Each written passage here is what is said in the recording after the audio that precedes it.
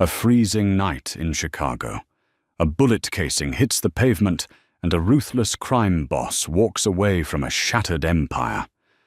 But nothing could prepare him for a dingy grocery store run where he locks eyes with a struggling cashier and the 4-year-old girl holding her hand. A girl with his exact ice blue eyes. It was a Tuesday evening in late November, the kind of biting, wind-whipped Chicago night that kept honest people indoors and let the city's shadows crawl out into the streetlights. At O'Connor's Market, a failing bodega on the edge of the West Side, 24-year-old Mia Reynolds was running the cash register on her 14th consecutive hour. Her fingers were numb, her uniform smelled of stale coffee and industrial cleaner, and her back ached with a dull, rhythmic throb. Tucked behind the counter, safely hidden from the late-night drunks and shivering commuters, sat 4-year-old Chloe. She was coloring on the back of discarded inventory sheets, her dirty blonde hair falling over her face. Mia glanced down at her, offering a tired but genuine smile. Chloe was her entire world.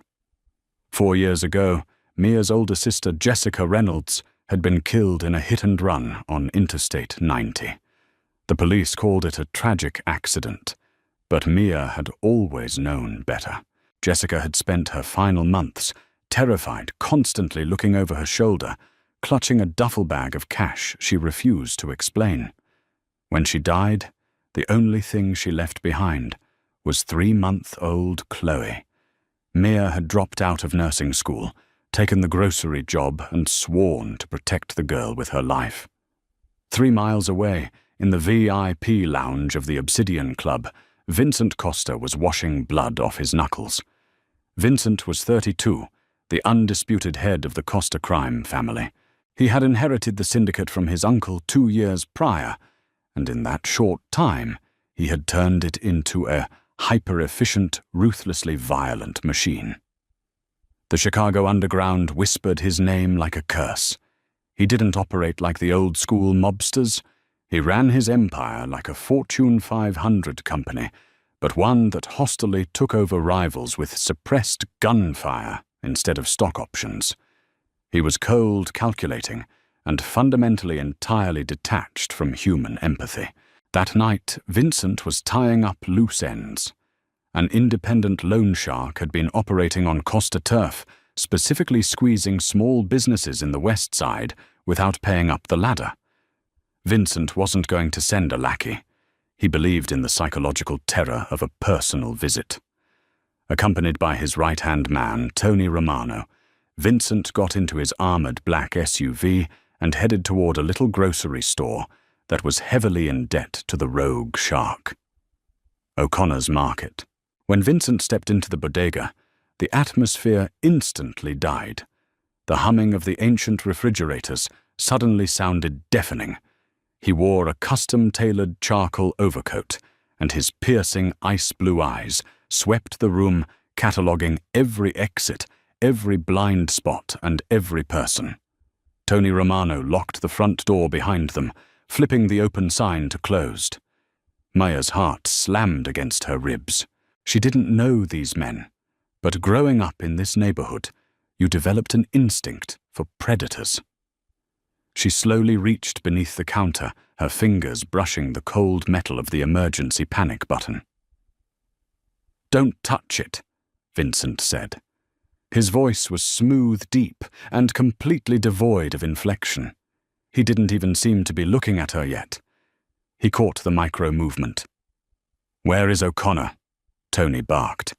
In the back office, Mia stammered, keeping her body positioned defensively in front of the space where Chloe was sitting. Vincent walked past her without a second glance.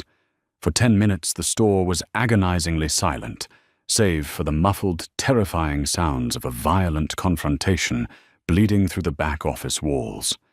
There were no shouts, just the heavy thud of a body hitting a desk, and a low, whimpering apology. Mia wanted to grab Chloe and run, but Tony stood by the front door, lazily inspecting a rack of cheap sunglasses. Finally, Vincent emerged. He wasn't breathing hard. Not a single hair was out of place. He walked to the counter, pulled a crisp $100 bill from a silver money clip and set it on the register. "For the mess in the back," he said, adjusting his cuffs. Mia swallowed hard, nodding once. But as Vincent turned to leave, a small sound broke the silence. A box of crayons spilled onto the linoleum floor. Chloe, curious about the strange men, had stood up on her milk crate and peeked over the counter. Vincent froze. He turned his head slowly, his gaze dropping to the little girl. Maya immediately pulled Chloe behind her leg. "Don't look at her!"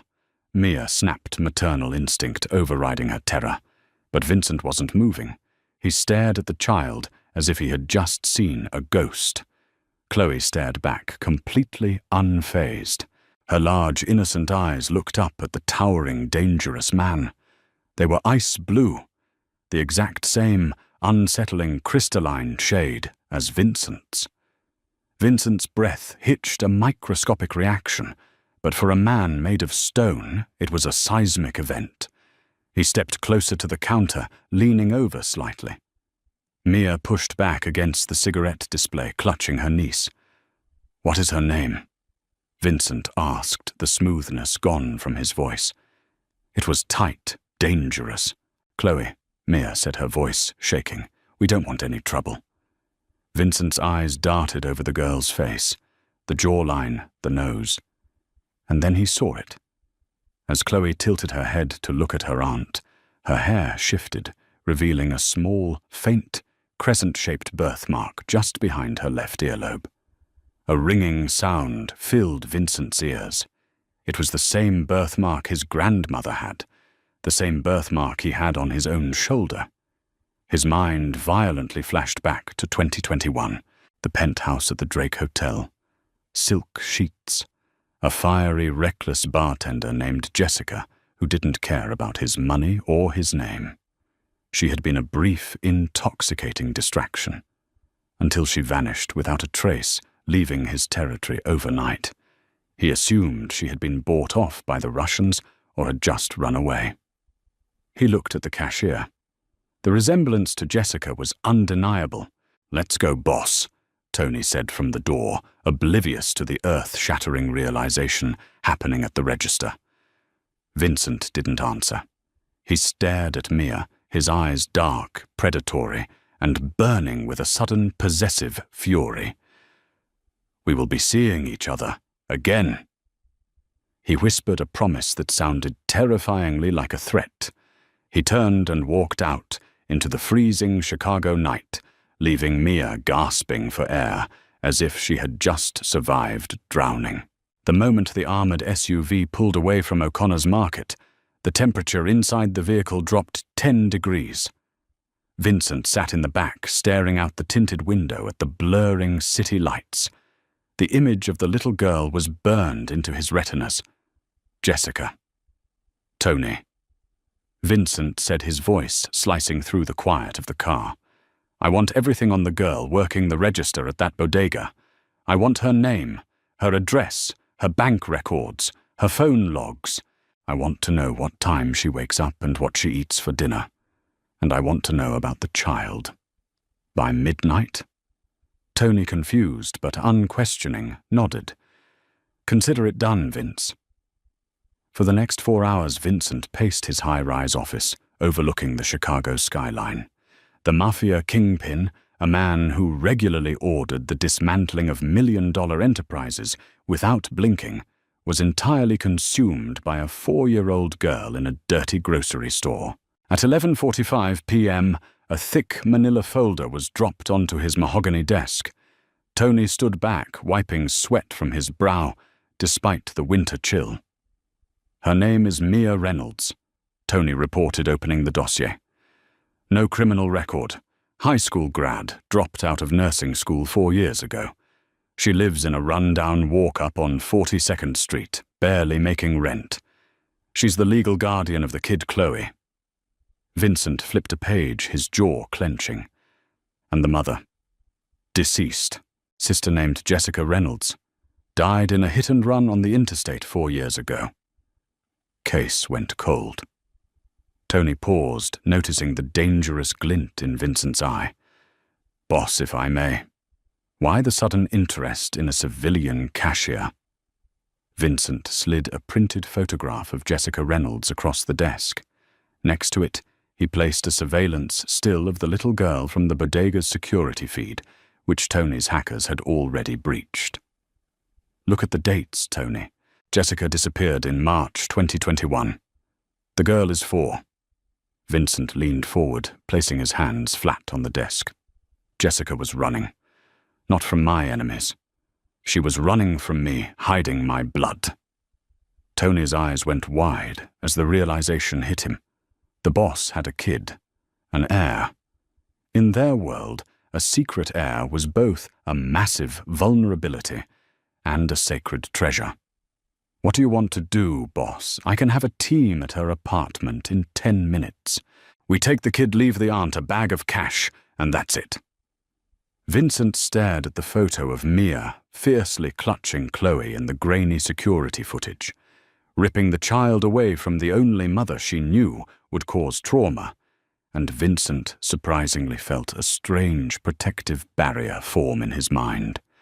But leaving his blood in poverty in a dangerous neighborhood raised by a mere cashier, absolutely unacceptable. "No," Vincent said softly. "I don't just want the child, Tony. I want absolute control over the entire situation. I want them both. Set the trap." Over the next 48 hours, Mia's already fragile life began to systematically collapse, orchestrated by the invisible hand of the Costa family. It started on Thursday morning. Mia woke up to find an eviction notice taped to her apartment door, citing a sudden obscure violation of the lease. When she called her landlord, the phone line was disconnected. Desperate, she went to the bank to withdraw her meager savings, only to be told by a nervous teller that her account had been frozen due to suspicious activity. By Friday evening, she was fired from O'Connor's market. Mr. O'Connor couldn't look her in the eye, simply handing her a final paycheck and locking the door behind her. Mia was terrified. She was entirely isolated, penniless, and facing the weekend on the streets of Chicago with a 4-year-old. She packed their few belongings into a pair of duffel bags, her hands shaking, as she tried to put on a brave face for Chloe, who sat on the worn-out rug, clutching a stuffed bear. "Are we going on an adventure, Auntie Mia?" Chloe asked innocently. "Yes, baby," Mia choked out, fighting back tears. "A big adventure." Just as she zipped the second bag, the heavy wooden door of her apartment clicked. The deadbolt slid open from the outside. Mia froze. She grabbed a heavy cast-iron skillet from the kitchenette, pushing Chloe behind the sofa. "Stay down," she whispered fiercely. The door pushed open, and in walked Vincent Costa. He looked entirely out of place in the cramped, water-damaged apartment. His tailored suit and polished shoes screamed wealth, power, and danger. He closed the door behind him, locking it, and looked around the dismal room with a look of absolute disgust. "Who are you?" Mia demanded, hoisting the skillet. "How did you get in here? I'll scream." "You won't," Vincent said calmly, stepping further into the room. He didn't even acknowledge her weapon. "The building is empty, Mia. I bought it yesterday. I also froze your accounts and had you terminated from your job. You have nowhere to go and no one to call." Mia felt the blood drain from her face. The man from the store. "Why, what do you want from us? We don't have money." Vincent slowly removed his leather gloves, setting them on the small dining table. "I don't care about your money, Miss Reynolds. I care about what you are keeping from me." He stepped closer, his imposing frame casting a long shadow over her.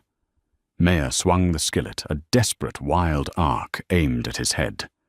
Vincent caught her wrist in midair with lightning speed. His grip was like a steel vice, immovable and terrifyingly strong.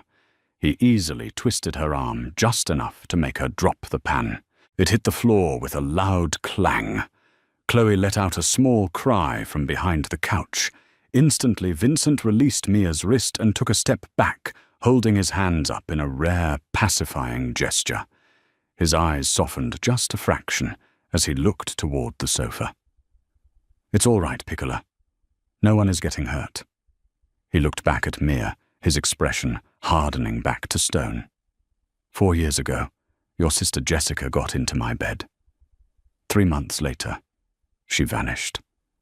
I thought she betrayed me, but she was hiding my child." Mia felt the floor tilt beneath her. "No," she gasped. "No, Jessica said the father he was nobody." "Does this face look like nobody's?" Vincent growled, leaning in until he was inches from her. "Jessica died in a hit-and-run on I-90. A blue sedan stolen plates. It wasn't an accident, Mia. It was a hit meant for someone close to me. My enemies found her before I did." Mia stumbled back, tears finally spilling over her cheeks. The mystery of her sister's death, the paranoia, the cash, it all violently clicked into place. The man standing in her living room was the grim reaper her sister had been running from. And now he was here. "Chloe is Acosta," Vincent declared, his voice ringing with absolute authority. "She is my blood, the heir to my family, and from this second forward, her life of poverty and danger is over." Mia wiped her tears, a fierce, protective rage suddenly igniting in her chest. "You're a monster, a criminal. I won't let you take her into that life. I have guardianship, I'm her mother." Vincent looked at her truly, looking at her for the first time. He saw the fire, the defiance. Most grown men wet themselves when he spoke to them like this. This tiny, broke-exhausted cashier was willing to fight the most dangerous man in Chicago bare-handed. A dark, calculating smirk touched the corner of his lips. "I know you are her mother, Mia," Vincent said, smoothly reaching into his coat pocket. He pulled out a thick envelope and tossed it onto the table. "Which is why I am not taking her away from you. You are both coming with me, tonight, to my estate." Mia stared at him in disbelief. "I'm not going anywhere with a mafia boss." Vincent stepped into her personal space, his scent of bergamot and gun oil wrapping around her. "You misunderstand, Miss Reynolds," he whispered dangerously. "That wasn't an invitation. It was a decree. You can walk out of that door as a guest under my protection, or my men can carry you out. But my daughter is coming home. Choose." The drive to the North Shore was a blur of freezing rain and deafening silence. Mia sat in the back of the armored Cadillac Escalade, her arms wrapped fiercely around Chloe, who had fallen asleep against her chest. Vincent sat opposite them, a silent sentinel in the dim cabin light. He didn't look at his phone. He didn't speak to his driver. His ice-blue eyes remained fixed on the two women who had just violently upended his meticulously ordered universe. They pulled through towering wrought-iron gates into a sprawling, secluded estate in Lake Forest. The property was a fortress, disguised as a billionaire's retreat, surrounded by dense winter woods and a state-of-the-art perimeter defense system. "Welcome home," Vincent murmured, the heavy car door swinging open to reveal a line of quiet, professional staff waiting on the limestone steps. For the first 2 weeks, Mia treated the Lake Forest mansion like a maximum security prison. She refused to let Chloe out of her sight, rejecting the team of elite nannies Vincent had flown in from Manhattan. She also refused to wear the wardrobe of designer clothes tags from Neiman Marcus and Saks Fifth Avenue still attached that had been aggressively stocked in her massive walk-in closet. Instead, she washed her faded jeans and oversized sweaters in the palatial ensuite bathroom sink. Vincent, however, was a man of terrifying patience. He didn't force Mia to integrate. He simply observed. The real shift began with Chloe. The 4-year-old had zero concept of mafia syndicates or blood money. She only knew that the scary man in the suit lived in a castle and let her eat gelato for breakfast. Vincent, a ruthless killer who commanded an army of lethal men, was entirely disarmed by his daughter. One evening in late December, Mia walked into the Grand Library and froze. Vincent was sitting on a Persian rug, worth more than Mia's life, his expensive suit jacket discarded. Chloe was aggressively brushing his dark hair with a pink plastic comb, explaining the complex political hierarchy of her stuffed animals. Vincent was listening with the intense, deadly focus he usually reserved for cartel negotiations. "The bear is the boss," Vincent confirmed, his deep voice deadpan. "No, the bunny is the boss," Chloe corrected, tapping his forehead with the comb. "The bear is just big." Vincent's mouth twitched into a rare, genuine smile. It transformed his harsh, angular face into something breathtakingly handsome. He caught Mia staring from the doorway, and the smile faded, replaced by a heavy, unreadable gaze. "She has your stubbornness," Vincent said, quietly, standing up and smoothing his hair. "She has your eyes," Mia replied, crossing her arms defensively. "And your temper when she doesn't get her way." Vincent slowly closed the distance between them. The air in the library suddenly felt impossibly thick. Mia's breath hitched as he stopped mere inches from her. She expected intimidation, but instead he reached out his calloused thumb, gently brushing a stray lock of hair behind her ear. "I bought this estate 3 years ago," Vincent murmured, his voice a low rumble that vibrated in her chest. "I filled it with imported art guards and weapons, but it was dead. You brought life into my house. Mia. Both of you." Mia swallowed hard, her heart pounding a frantic rhythm against her ribs. "We're not a family, Vincent. You're holding us hostage with a platinum credit card." "You are free to leave," Vincent said, his eyes darkening with sudden intensity. "But she stays. And out there without my protection, the men who killed your sister will eventually find you. Dominic Marone hasn't stopped looking for the woman who disappeared with a Costa heir." Mia's blood ran cold. "Marone, the head of the West Side outfit," Vincent explained grimly. "Jessica stole ledgers from one of my clubs to use as leverage to escape my world. Marone intercepted her. He wanted the ledgers to dismantle me, but when his men ran her off, I-90, they didn't find the books. They only found an empty car seat. He has been hunting the missing child ever since knowing she is the ultimate bargaining chip." Before Maya could process the horror of her sister's final moments, the heavy oak doors of the library burst open. Tony Romano stormed in his face, pale, an AR-15 rifle gripped tightly in his hands. "Boss," Tony breathed, locking eyes with Vincent. "Perimeter is breached. Marone's hit squad. They bypassed the eastern gate. They're inside the house." The transformation was instantaneous. The soft, awkward father vanished, replaced entirely by the apex predator of the Chicago underworld. Vincent drew a matte black Glock 19 from his shoulder holster, his eyes snapping to Mia. "Take Chloe. The panic room is behind the south bookshelf. Do not come out unless it is my voice." Vincent commanded, his tone leaving absolutely zero room for argument. "What about you?" Mia asked, panic finally clawing at her throat as the muffled, terrifying crack of suppressed gunfire echoed from the foyer. "I am going to remind Dominic Marone why he should be afraid of the dark," Vincent sneered. Mia grabbed Chloe, who was now crying softly, and sprinted for the bookshelf. Vincent hit a concealed button, and the heavy wood swung open, revealing a steel-reinforced bunker.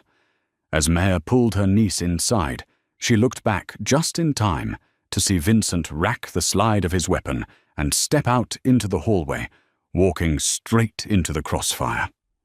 The heavy steel door sealed shut with a hiss. For 20 agonizing minutes, Mia sat in the dimly lit bunker, holding Chloe to her chest, listening to the muffled sounds of absolute warfare tearing through the beautiful mansion. She prayed not just for her and Chloe's survival, but for the ruthless, terrifying man who was currently shedding blood to keep them safe. Then silence. 10 more minutes passed. It felt like an eternity. Finally, the intercom crackled. "Mia, open it." It was Vincent. His voice was rough, breathless. Mia hit the release. The door hissed open. Vincent stood in the library, and the sight of him made Mia's knees buckle. His custom white shirt was shredded and soaked in deep crimson. He had taken a bullet to the lower abdomen and a grazing shot to his left shoulder. Behind him, the library was a war zone of shattered glass and ruined antiques. He took one step toward them, dropped his gun and collapsed onto the Persian rug. "Vincent!" Mia screamed. She handed Chloe her phone. "Watch your cartoons, baby, turn it up loud," and dropped to her knees beside the Mafia Boss. Her dormant nursing school instincts violently kicked in. She ripped his ruined shirt open, exposing the gunshot wound. It was a through and through, but he was losing blood fast. "Tony," she screamed toward the hallway. "Get a med kit now." Vincent grabbed her wrist, his grip surprisingly strong despite the blood loss. He looked up at her. His ice-blue eyes, hazy, but fiercely focused on her face. "Marone is dead," he choked out, coughing weakly. "His men are dead. You are safe." "Shut up and hold still," Mia ordered, pressing her hands brutally hard against his stomach to stem the bleeding. "You're not dying on me, Costa. You owe me back pay for forcing me to quit my job." A low, raspy chuckle escaped Vincent's lips, turning into a wince. "You're magnificent," he whispered, his bloody hand lifting to cup her cheek, smearing crimson on her pale skin. "Jessica gave me an heir. But you are the queen." Tony burst into the room with a massive trauma kit and 2 of Vincent's surviving guards. Mia didn't step back. She barked orders, packing the wound with hemostatic gauze and applying a pressure dressing with the ruthless efficiency of an ER veteran. Hours later, the mansion was secured. An underground mob surgeon had arrived, stitched Vincent up, and pumped him full of fluids and antibiotics. It was 4 a.m. Vincent was lying in his massive king-sized bed, pale but stable. Chloe was asleep in the adjoining room, guarded by 2 men who had sworn their lives to her safety. Mia stood by the bedroom window, looking out at the snow falling over the blood-stained estate grounds. She had washed the blood from her hands, but she knew she could never wash this world away. "You're still here." Vincent's rough voice broke the silence. Mia turned. He was watching her, the heavy, possessive hunger in his eyes, completely unfiltered now. "I told you I'm not leaving without my niece," Mia said, her voice softer than it had been in weeks. She walked over to the edge of the bed. Vincent reached out, lacing his fingers through hers. "Marone's empire falls to me now. Chicago is completely mine, which means it is yours. No one will ever threaten you again. You will never want for anything. But I need you to understand." He pulled her hand, forcing her to lean closer until she could feel the heat of his breath. "I am never letting you go. Either of you." Mia looked down at the ruthless boss of the Costa Syndicate. She saw the danger, the violence, the undeniable darkness, but she also saw the man who had taken a bullet to protect a child he barely knew, and the man who looked at a broke cashier as if she were the most precious thing on earth. She leaned down, closing the final inch between them, and pressed her lips to his. Vincent groaned, his uninjured arm wrapping around her waist, pulling her fiercely against his chest. The kiss was consuming, territorial, and tasted of adrenaline and promises. When Mia finally pulled back, her eyes were burning with a new dark fire. "If we're doing this," Mia whispered, brushing her thumb over his jawline, "we do it my way. No more secrets. And if you ever put her in danger again, I won't need a frying pan." Vincent smiled, pulling her back down into the shadows of the bed. "Understood, Maya Regina.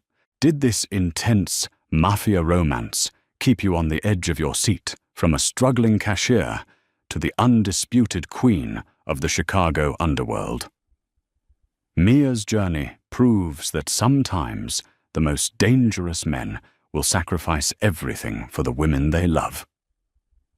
If you want more thrilling stories of dark romance, secret heirs, and ruthless protectors, hit that like button right now. Don't forget to share this video with your fellow romance lovers and subscribe to the channel so you never miss a twist.